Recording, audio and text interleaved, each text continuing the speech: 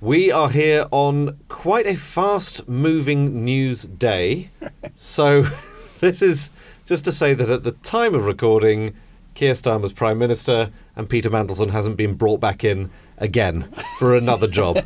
I suppose we're going to start off with how this whole thing unfolded in the first place. Were there any signs possibly that making Peter Mandelson ambassador to the USA was a bad decision? Yes, the two previous resignations for basically exactly the same sort of thing, which is having slightly suspicious relationships with wealthy people. It's how much due diligence you actually need to do, because you can pretty much guarantee that if you give Peter Mandelson a job, he's going to be in with some dodgy, very, very rich person. He's not going to declare that to the people he should have been. He's going to open up some sort of back channel to do some kind of dodgy favour for them, and he's going to have to resign pretty quickly and make everyone look stupid. I mean, it's not hard to work out, is it? I mean, I'm not saying that I was underwhelmed by the scandal, but there has been a lot of that. This is the greatest scandal since the Profumo affair. It's the scandal of the century, whatever.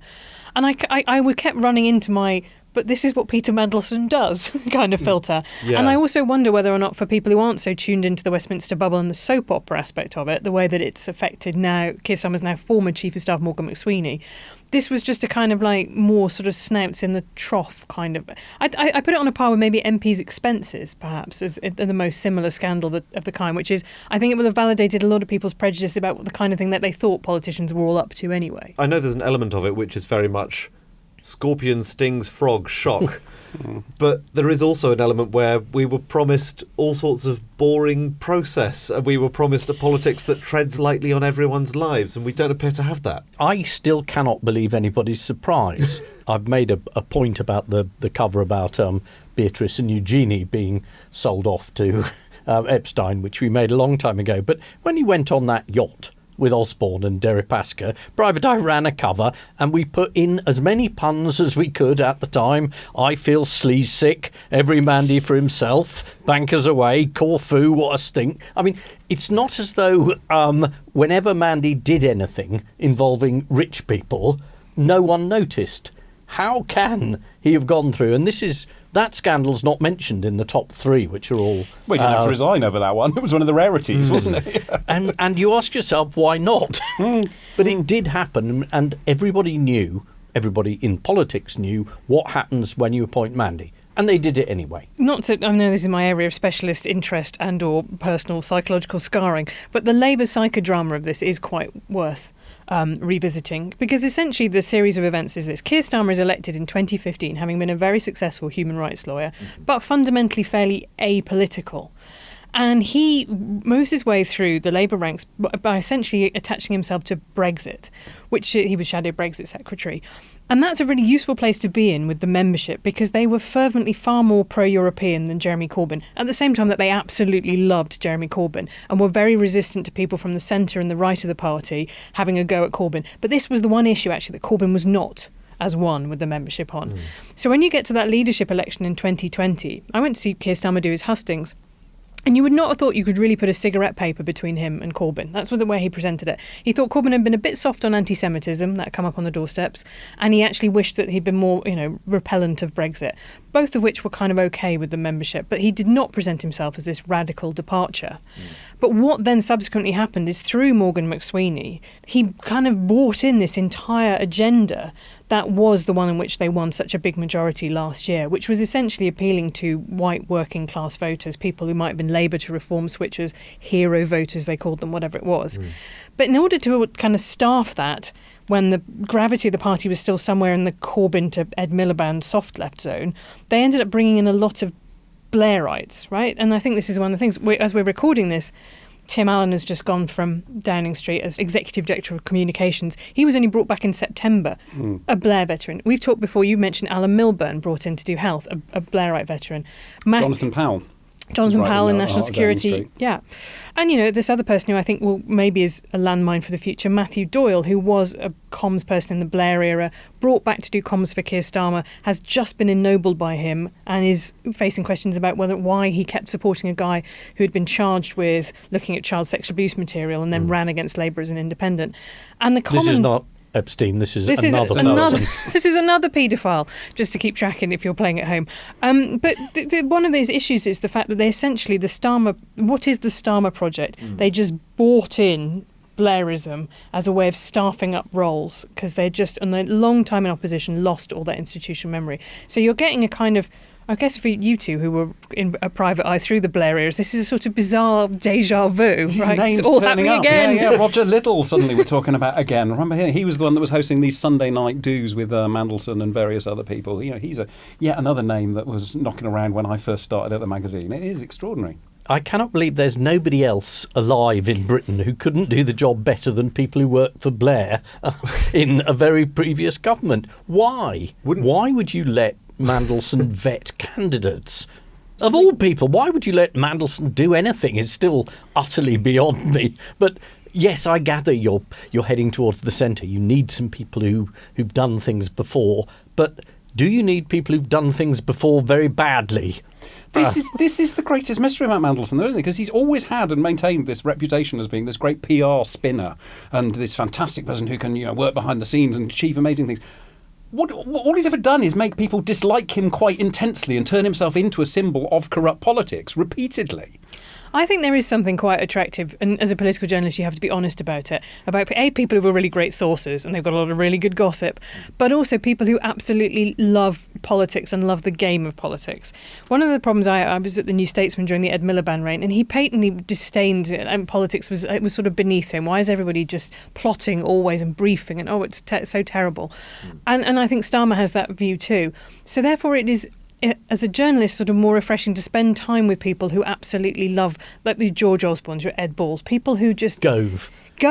Michael Gove is a very good example. So I think from the point of view of journalists who work in those circles, not only those people very good sources of information, but like you, they enjoy the personal drama versus your kind of Gordon Browns, your Keir Starmers, who are trying to see themselves as aloof from it. I think the problem with that probably is that 99.9999% of people in the country aren't political journalists and are actively repulsed, a bit like Ed Miliband and I think Keir Starmer, by that sort of politics. So doesn't really help anyway. There has been a slight change of line, I'd say, from Mandelson as this story has evolved. And we should remember he was sacked in September after a previous batch of emails was released. He's issued an apology, and I'm quoting here, to the women and girls who suffered. His previous line, when he was asked about this by the Financial Times, was, "It's an FT obsession and frankly you can all fuck off." That is a change of line. It is a change of line. But PR genius, really good at spin. But I suppose the question is, and I know the week is going to play out with whether these files are going to be released showing what was known when Mandelson was being vetted for the job, how the decision was made, the Peter files, if you like. Sorry. But his line, and I think this is very important, is that everybody else had said, how could I possibly know this? I didn't know Peter that well. This line was repeated by Peter Mandelson. How could he have known about Jeffrey Epstein? He had no idea who he was. And at that point, even the dimmest of political journalists thinks, I'd better jump ship. I mean, there was a very funny piece about the Times' attitude. The Times ran a very pompous leader saying, who on earth thought that Mandelson should be trusted and why? And then someone pointed out, well, you put him on your election podcast and you invited him in to talk to your journalists. The very brilliant Simon Childs writing. It is a bit of a point. You can't thunder when you've had this person on Times Radio, on your podcast. Why did you put him on? And if you say, I put him on because he's really interesting, he's got good gossip, you say, that's their line. What's your line? But the line is all the way up to Epstein is, I was lied to about this. So Mandelson says he was completely deceived by Epstein when he was visiting the island or the houses. He never saw any young girls there or anything like this. Except there were 2 Swedish women there in one particular email. So either he's blind or being homosexual deprives you of sight, which is a new analysis. That was the line, wasn't it? He knew nothing about it because he's gay, so he wasn't involved in that sort of thing. And then the email comes out of him talking about, oh, hey, you're out of prison now. We'll celebrate with some strippers called Liberty and Modesty. I mean, but also in the birthday book, which came out last year, there's a line. There's pictures of him with women. Over age as far as we can tell, but there's a line about how there was a man called Jeffrey who would turn up with some interesting friends. So there's and the Epstein files are full of references like that to his harem, to you and your girl. So this is the thing. Mandelson's line is, I couldn't possibly have known, and you can judge for yourself whether how likely that is. Sorry, I just but the think- line of the Labour team is, well, Mandelson lied to us when we were vetting him. He said that the relationship was over. But this isn't how vetting works. You don't say, "Are you in any way dodgy?" They reply, "No, of course I'm not." And then you say, "Thank you very much indeed. That's very kind of you." You say you have to ask other people as well. Or just read some papers. Or, Can I just point out... Or indeed magazines, can I make that very clear? On that note, what might have been wise for everyone involved would be to read Private Eye. I mean, it's good advice for anyone at any time. But this is Slicker writing on the 30th of March 2009. So this is very, very shortly after Peter Mandelson is brought back into the government by Gordon Brown to serve as Trade and Industry Secretary, but effectively sort of number 2 in the government. He was very much above sort of Alistair Darling, the Chancellor, in the pecking order.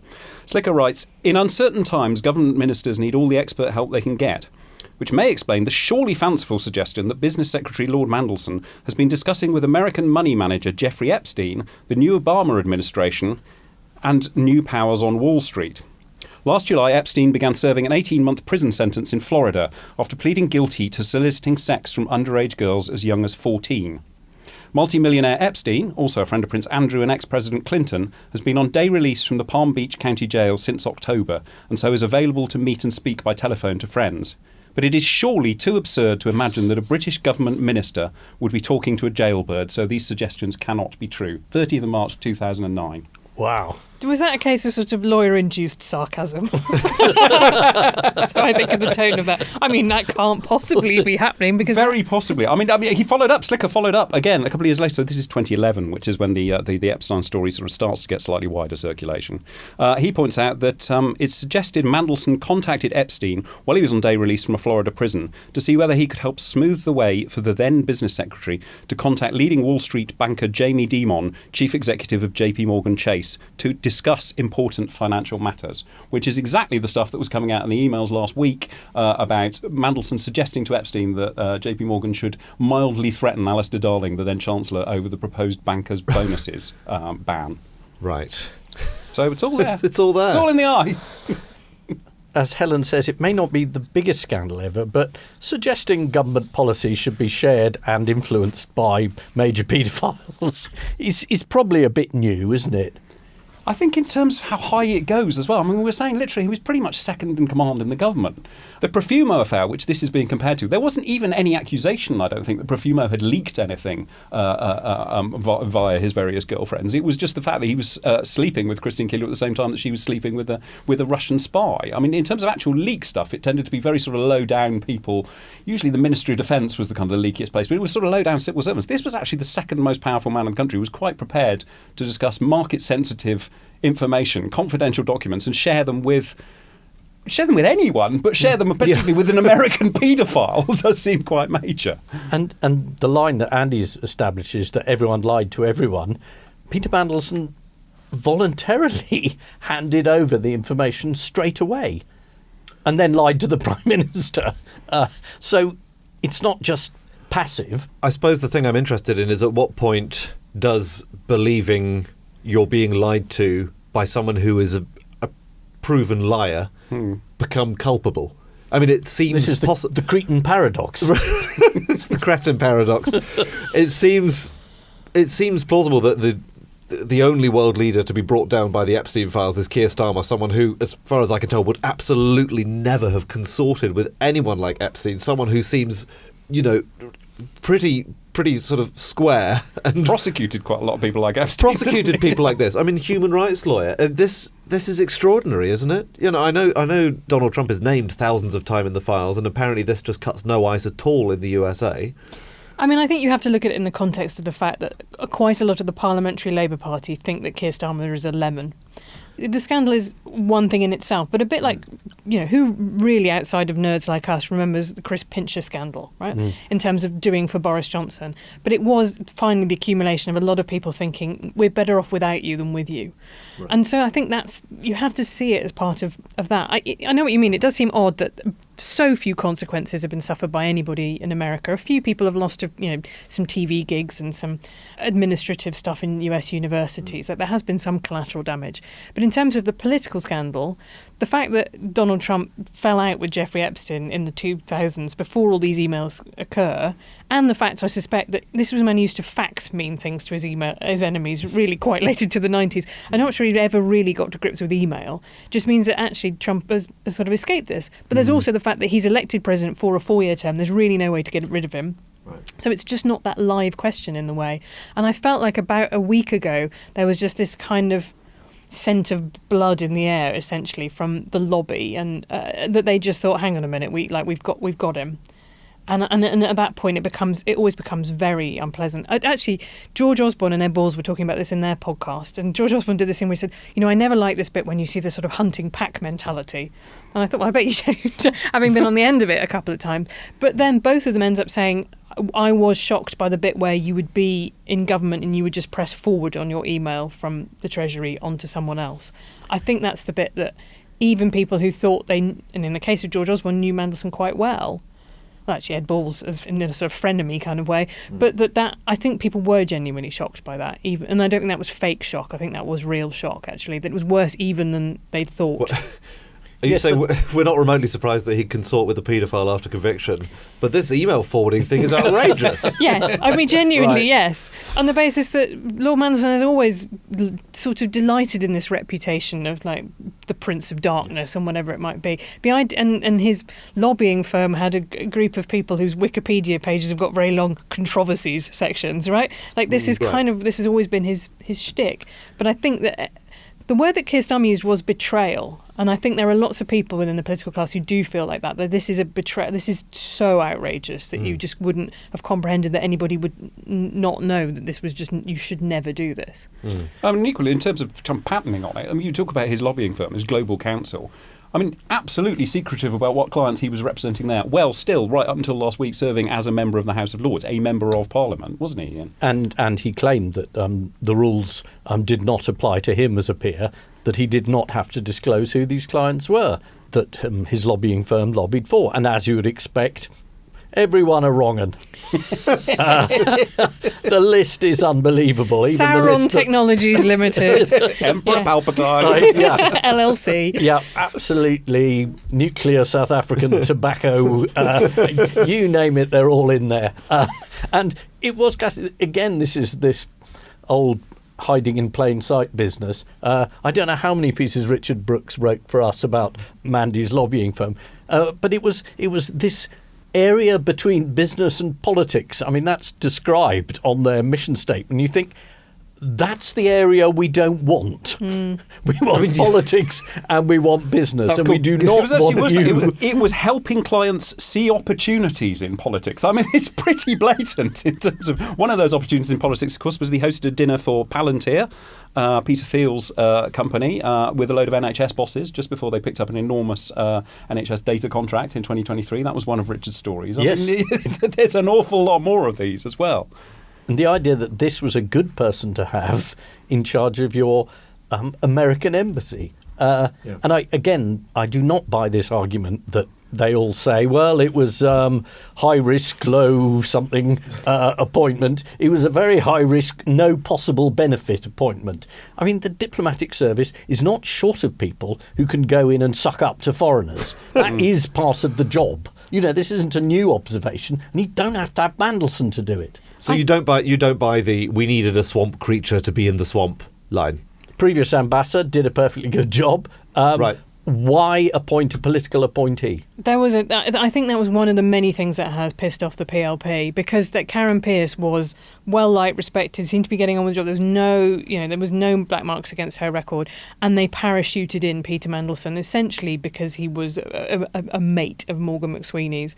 And I think that's maybe part of the rage that Keir Starmer's feeling. Is I think he feels he was sort of duped into this, but he's the one with his name, I was going to say his name above the door, unless his name's 10. That's not true. But ultimately, he's the Prime Minister. He is the ultimate decider. And the other thing it really spoke to was a sense that I've been hearing for coming up for 2 years now, about the sense of a kind of little boys' club clique in number 10. Right. And, there's lots of women working number 10. Starmer's two new chiefs of staff, the ones acting, are both women, for example. But there was a feeling that there was a kind of little group of people who just got this sort of stitched up in amongst themselves. And I think that's the Karen Pierce thing spoke to that, is that particularly the women's PRP were like, hang on a minute, you've got rid of this very well-qualified woman in order to put in a very dodgy man. There was a kind of what's that all about, actually? Because there are no terms. It wasn't as if she was coming up to the end of a set term as the ambassador. You just get appointed and then. Yeah, I mean, you're right. The way that people defended it at the time was essentially like, MAGA is horrifically corrupt. Why don't we send over someone who won't make them feel ill at ease? But I mean, isn't the lesson of the past 6 months that sending people who are a bit straight into battle against Trump, like Mark Carney, works? And the people who stand up to him get results. The people who don't, our brilliant China deal. Not only have we got nothing at all, but Jimmy Lai goes to prison for 20 years. Oh, that was good. That's diplomacy working well. The whole premise of putting Mandelson in is nonsense. Private Eye does, we should say, feature in the Epstein files, doesn't it? Yes.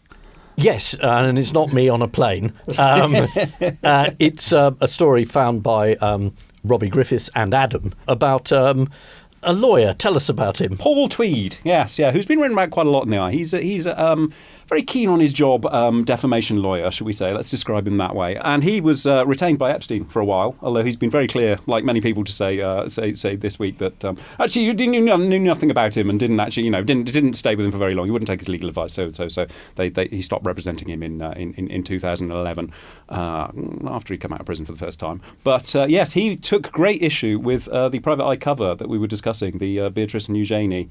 It was about the time the first of many stories came out about Fergie taking money from Jeffrey Epstein, who she seems to have treated as a sort of cash machine, really, doesn't she? Whenever she was in trouble, which was quite often, just kind of said, any suggestions? And he would wire her some money. But Paul Tweed took great offence at this cover and suggested to Epstein that it was a great affront and that legal action should be taken, not, in fact, against us, but against Sarah Ferguson at the time, who he thought was damaging Jeffrey Epstein's reputation. So, And then the second mention was, it was Peter Mandelson, who was sending an email to Jeffrey Epstein saying, I think you're going to need a good libel lawyer. Again, in reference to the Private Eye cover and the story that Fergie had herself released. So there is a sense in which revenge is being served as a very cold dish around here. But that's why we put in the briefs joke. Because you said, well, you suggested to Epstein he needed a lawyer. We reckon you're going to need a good lawyer.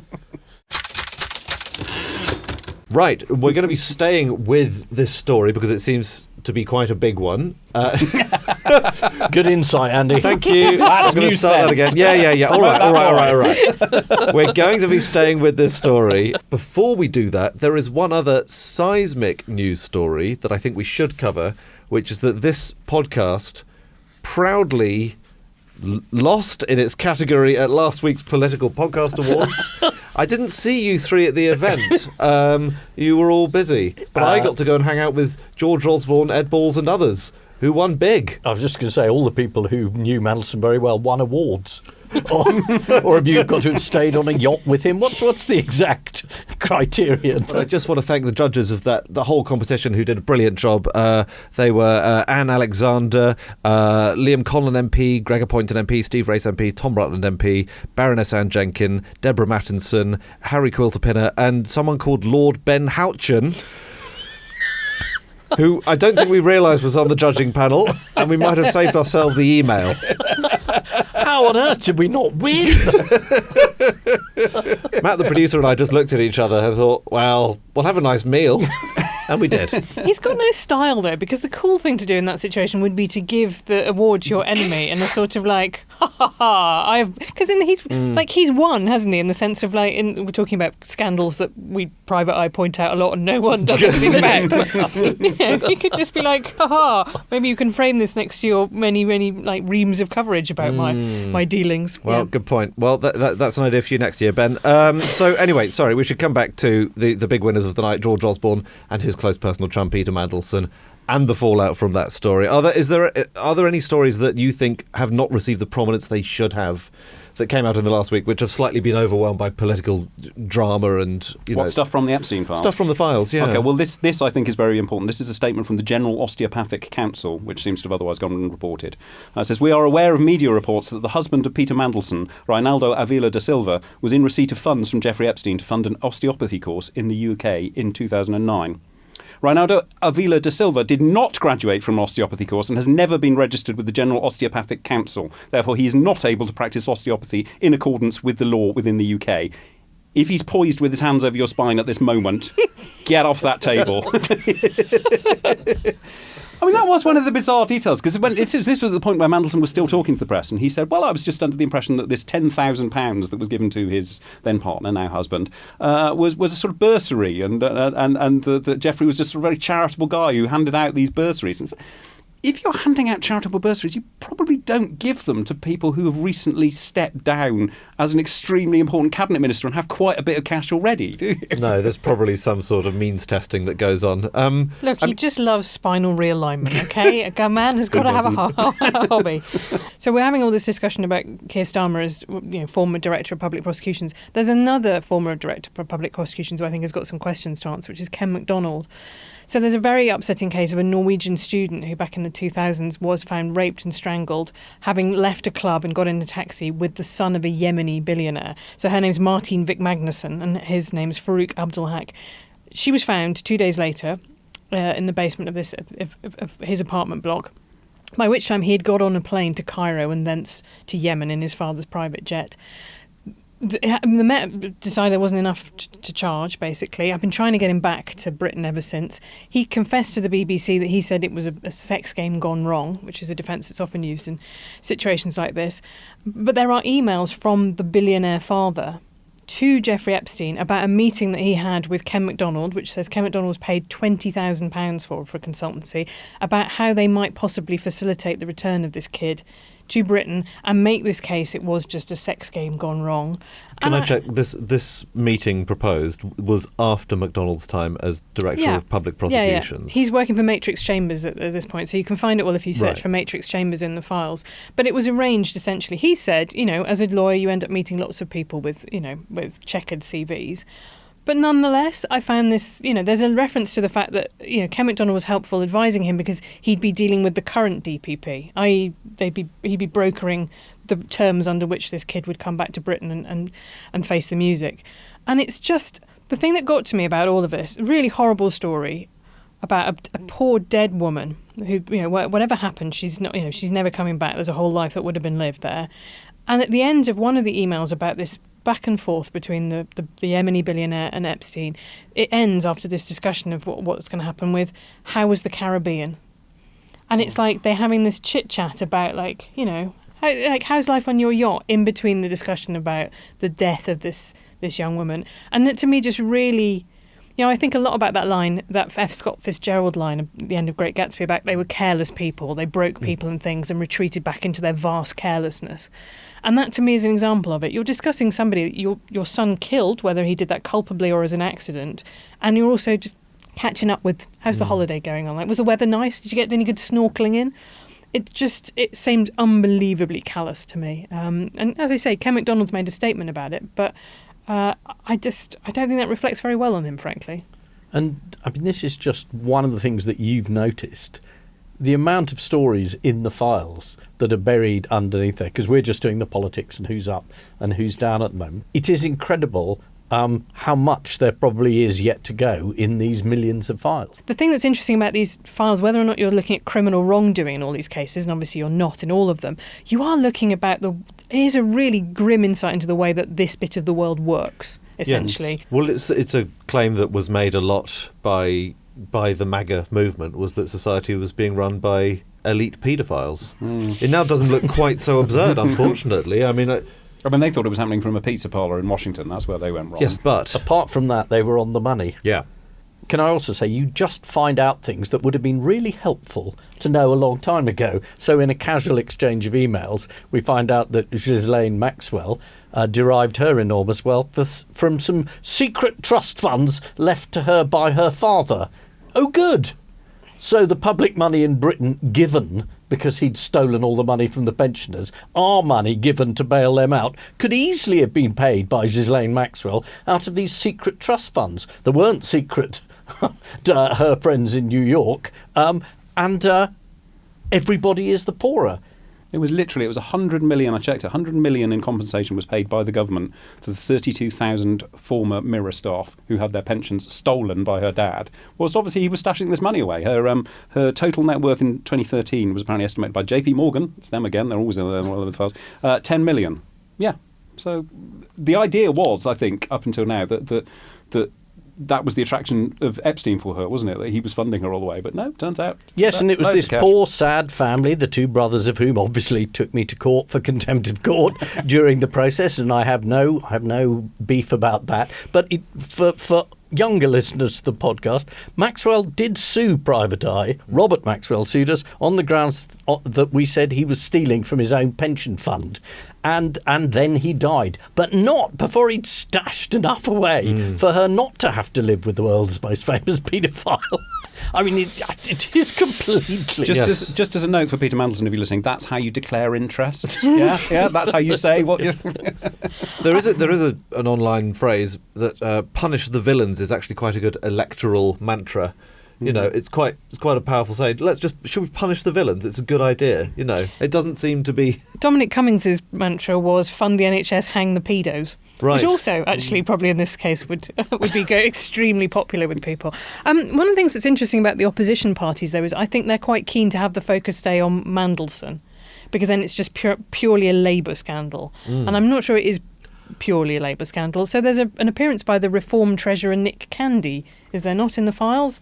Yes, there is. I mean, again, one of these casual references that turned up in the files. And Nick Candy says that he and his brother bought this building. Not just any building, we should say. Is this One Hyde Park? This is indeed One Hyde Park. But that was the subject of an appearance in court by Nick Candy, in which he said he didn't buy it with his brother. His brother bought it. And it was wrong to say that he'd bought it because he just provided various services, which is a bit awkward. He was the interior decorator, wasn't he? Yeah, he was. And that had great implications for the tax that they paid or didn't pay. It did. And I mean, who's to know? Is this email in the Epstein files right, or is what he said in court under oath right? I mean, don't look at me. I have no eye for these things. I do think there's a bit of a principle in political life that when Nigel Farage is even slightly quiet for half an hour, you should look extremely carefully at what he's being quiet about, because he has made a fair few points about this, but he has kept a little bit quiet because his chief money man is now involved in this too. Yeah, I mean, very relatively tangentially, but I think the other thing from his point of view is that Donald Trump doesn't like a lot of focus on this, and he's very keen to preserve that relationship. Why could that be? Who could possibly say? The author of the quote in New York Magazine, Jeffrey likes a lot of women and he likes them on the young side. Another person who simply didn't know what was going on. No idea, Just absolutely no idea at all. Yeah. Oh, I feel ill. I feel iller than a lot of the correspondents who wrote into the letters page of the Eye this week saying that cover made me feel sick to my stomach. You redacted the wrong bit when you covered up Nitty's face. Yes, no, and a lot of people said it put me off my breakfast. Some of our less busy readers said it put me off my lunch. But I think we may be near an apology for that cover. To underpants, to the concept of underpants in general. The only people to pay consequences are going to be you and Keir Starmer. It's a funny old world, isn't it? So, those are some of the side cases that haven't received maybe the attention that they deserve. Maybe we should now come back to the... I'm afraid you said, it's all about who's up, who's down, but it does have big political effects, this story. There's a huge hunt on at the moment for anyone who thought appointing Mandelson was a good idea, because they mysteriously... They've all remembered that actually they thought this was a terrible idea all along. Yes, the least subtle of which I thought was David Lammy. David Lammy was always against this, say, sources close to David Lammy over the weekend. Good that sources close to David Lammy got that out there. Yeah. Took the time. But if this does, and again, we're recording this before, I think, probably 24 hours of quite febrile news before you hear it, but if this does lead to the sense that Keir Starmer, his position is untenable, then there are all sorts of people wondering who might be next. But there seem to be all sorts of problems with everyone else as well. The problem is, so Angela Rayner bastion of the soft left, now been on the backbenches, which has given her a lot of time to network, has still got the tax investigation, her second home declaration hanging over her. So, that might put a pause on some people. Some people want Ed Miliband back, and that's because they were apparently asleep during the period 2010 to 2015. Proven vote loser is what we need now. I will say he was right on Mandelson. When he was asked about it in 2010, he said, I think it's important to preserve the concept of dignity in retirement. And I think that was okay, that was a banger. One of the few sensible things that has been said about Mandelson. I was hoping he said dignitas in retirement, but no, that would have been extreme. No, I mean, Ed Miliband has had a renaissance, an Ednaissance, if you will, in that climate change brief. But I don't think there are that many people who remember his time as leader of the Labour Party with fond affection. I don't think he does. I don't think he was. No, he hated it. Yeah. He said everyone just kept going on about how he'd stabbed his brother in the back. And the problem with that was he had stabbed his brother in the back, and it was entirely fair to go on about it. And then Wes Streeting, who's seen as the kind of great hope of the Labour right, whatever you might call it, has long time been friends with Peter's friends. Much more connected with Peter Mandelson than Starmer was ever personally, isn't he? Yeah, his partner Joe Dancy worked for Mandelson at one point. There was a suggestion in the Times that they were on Mandelson's stag do, which is a concept I would like to investigate more at greater length, because I wonder what that involved now. Sort of heady mixture of strippers and leaking fiscal briefings in a limo on the Brighton seafront. Stripped him of his trousers, put him on the cover of Private Eye. Yeah, can happen to anyone. So there is, that's the kind of the holding pattern. Really, is that it's not perfect timing for any of the other people to move. Andy Burnham obviously denied his ability to run in the Gorton by-election, so has at the moment no route to becoming Labour leader, unless he could get Keir Starmer to very quickly ennoble him and do it from the Lords. But that's probably not going to happen. Well, there will be a seat going begging, won't there? That's true. There's a red bench. There's an ermine free after Lord Manson But gave the up. vetting will now take much longer, because they'll have to take that much more seriously. So it might be quite difficult to turn around in time. Can I come back to my point with Wes Streeting, which I keep banging on about because everyone else seems to forget? He's got a majority of 528 in Ilford. I mean, there's a really, really strong possibility that at the next general election he will be out. What happens if you are the leader and then the Prime Minister and then you lose your seat? I know it never happens. Well, you can't be promised it. Well, the last person that got close to happening was Jo Swinson. Does anyone remember her? Yeah. Lib Dem leader in the 2017 election, was this? Yeah. She went out in one and then back in again in another, yes. Right. Yeah. So she was out as leader, of that morning. So if your party has got the majority, which would be quite questionable at the moment for Labour, but and your leader loses their seat, then you've got a bit of a problem. But I know I'm a broken record on this, but I don't know there really are that many safe seats anymore. If you look at Jo Swinson being a very good example, that SNP post-Indy referendum 2015 tidal wave of yellow was extraordinary. Kirkcaldy used to be the safest seat, Gordon Brown's old seat, safest seat, and that went to SNP. Just the swings were vast, and I think that same thing could happen at the next election here. I don't know anyone whose seat looks, nailed on, essentially. Farage? I mean, the thing is, it will be trending in his direction, right? That's the thing. Maybe I should modify that and say any Labour MP with a majority under 20,000 should be thinking, should put a bit of a shift in at the constituency surgery. Yeah. Is there no holding candidate? What, there's in the sort of like the kind of when they have a pope and they pick a really old one, and then they just go, "Well, give us another 6 months. We'll have a think about this." You can tell that things are happening because there was a very brief moment of excitement where someone seems to have briefed a lot of lobby reporters. Maybe it'll be Al Carnes. Now, and I know the first question on your lips, which is who is Al Carnes? Think of him very much as Labour's Mel Stride. Brilliant. He's not Labour's Mel Stride. And who's Mel Stride? Shadow Chancellor, Thank you. of course. But he's financial spice. Yeah. And I fear that Al Carnes might have had one drink with a journalist in which he went, well, if the ball came loose from the back of the scrum, and this has become a very brief, Carnes mania. But we'll see. Maybe by the time we finish recording this podcast, he'll be our Prime Minister. Right. The joke will be on me. The thing I think will happen is that the party will snap back, very much like Lord Mandelson's knicker elastic, to its default state, which is kind of soft left. So that's where As in comfort zone stuff. Yeah, but that's where the gravity of the PLP is. So Shabana Mahmood has put through immigration reforms that are probably broadly popular with the country at large, very unpopular with the MPs, very unpopular with the membership. The composition of the membership has changed since 2020 because quite a lot of them have left to join the Greens for a start, but it's still in where you'd expect to be socially liberal, pro-European.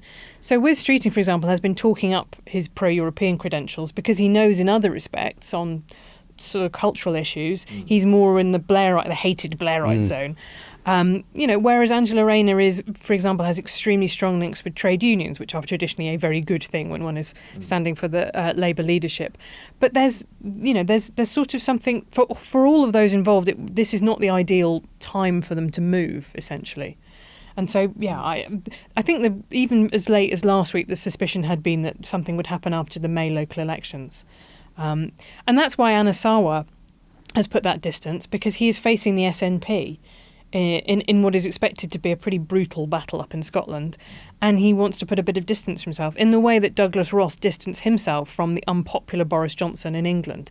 That's always been, ever since the rows, actually, to go back to the Miliband era, about whether or not the SNP, the Scottish Labour leader, is the kind of leader of a branch office or a fully fledged leader in their own right. It has been a really difficult thing when the party in power, like the centre, the Westminster leader of Labour, is unpopular. What do you do as the regional leaders? And the Welsh Labour will be having exactly that discussion too, because again, they're expecting to lose their majority in the Senedd for the first time, ever. They won't be the biggest party in Wales, since for the first time since devolution. So there's a big incentives for people in the regions and nations to kind of, in the same way that there is for Andy Burnham, to say, actually, I'm getting off this sinking ship, thanks. I guess there's big incentives as well for people kind of nationally who are possible contenders for the Prime Ministership to kind of not want to take on when that's going to be your immediate thing. Is a very difficult by-election up in Manchester, and then those local election results. It's kind of like, Keir, you have those, and then that's a much better point at which to come in a very cynical way, isn't it? Yeah, and also the one thing that has plagued the Starmer administration is the perceived and indeed actual lack of a plan. The very panicky winter fuel allowance. Oh no, we're not. PIP reform. Oh no, we're not. No, we're not going to raise taxes. Okay, we'll get through these sneaky ones instead. That actually, which of the other candidates has got a kind of, have they already got in place a fully formed, like, what do they think the problems are with Britain, and how would they solve them, and how would they get the rest of the Parliamentary Labour Party to vote for those solutions? That's Luke Trill does a lot from More in Common. He does a lot of focus group polling, and he said the emotion he sees now is not apathy, but nihilism. People just think everything is screwed and they don't think anyone can fix it. And I think that is also a bit of an inhibition on some of the candidates too. And that's what your initial point is, why this scandal may have bigger repercussions than it should have, is because people feel so badly about politicians, and this plays into the narrative, well, look at that. It couldn't get worse than that, could it? What we all believed is true. None of them are any good. Yeah, what does Britain's future look like? I'm off to California next week, and say what you like about California. Good. Permanent, yeah. It's you're breaking it to It's us. not always bloody raining, and actually people are excited about the future. There's a sense that things are actually changing and the world is improving, and there's, yes, they're all on mad peptides and, sort of worrying about the Antichrist, but at least like that's quite a classy problem to have, the Antichrist. Our problem is like chronic low productivity and a welfare dependency ratio that's really troublesome. So I think that's, I just think there is that pervasive sense of sort of doom. Well, which I refuse to share. We've reached our traditional cheerful point to end on, so I think we should wrap it up there. Yeah, sorry. It's all right for me, I'll be in California.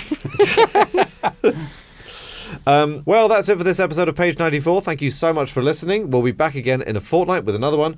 In the meantime, Private Eye is available on newsstands, but if you don't want people to see you carrying around a picture of Peter Mandelson in his Y-fronts, you can get a subscription which is delivered to you, I know because I've got one, in a plain envelope. Hide your shame. For very, very reasonable prices. private-eye.co.uk. It's all there. Until then, thanks again for listening, and we'll see you next time. And thanks as always to Matt Hill of Rethink Audio for producing. Bye for now.